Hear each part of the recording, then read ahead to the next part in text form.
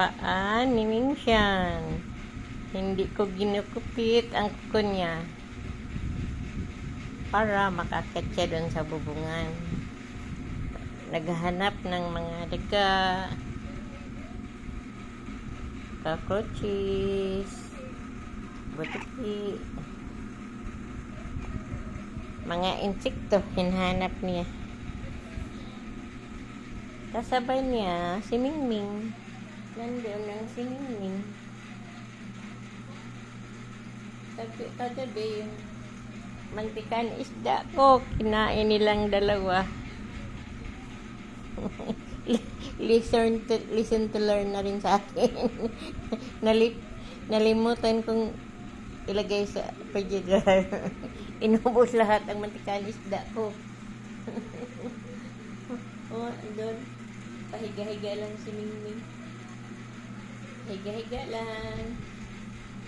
Pag may ulam na hindi nalagay sa refrigerator, kakainin nila.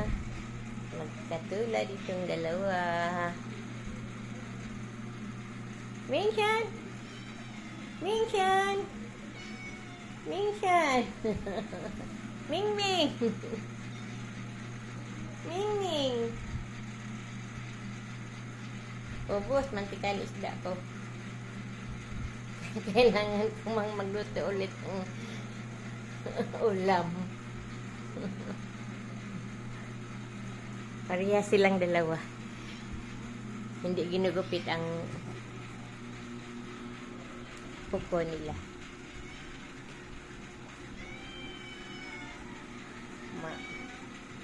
Matutulis mga kuko nila. Hindi ko pinuputulan para palagi silang makaakyat doon sa bubungan. Maghanap ng mga insekto. Mingshan! Mingshan!